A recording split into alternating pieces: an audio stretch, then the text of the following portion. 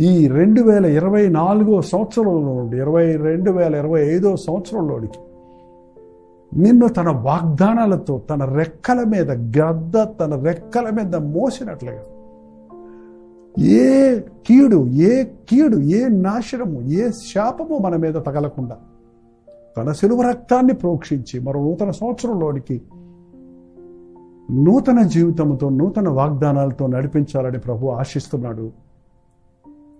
మీరు విశ్వసిస్తే ఊరక కనిపెట్టి ప్రార్థన అంటే లొడలొడలొడలో ప్రార్థన చేయడమే కాదండి. You do your prayer. మీరు అడిగేది అడగండి, చెప్పండి, వెతికి దేవునికి మొర పెట్టండి.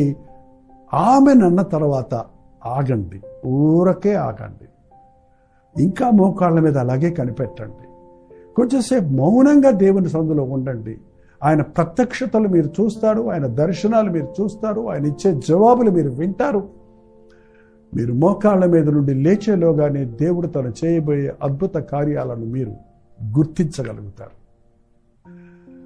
ఈ సంవత్సరాంతంలో మన ప్రార్థనా జీవితం సరిచేసుకుంటే అన్ని విషయాల్లో మనం స్థిరపడతాం. మనం ప్రభువుకు మొరపెడితే ఆయన ఎప్పుడు మనకి నో అనేవాడు కాదు. మన ప్రార్థన వినకుండా చెవులు మూసుకునేవాడు కాదు.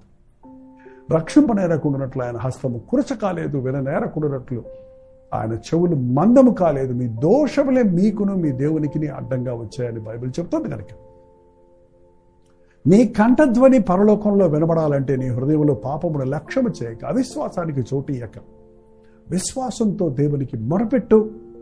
అద్భుతమైన జవాబులను పొందుకుందాం. ప్రార్థన. పరిశుద్ధుడ నీకు వందనములయ్యా. ఈ సంవత్సరాంతంలో తండ్రి, ఎవరెవరి జీవితాల్లో, ఎవరెవరి కుటుంబాల్లో, ఎవరెవరి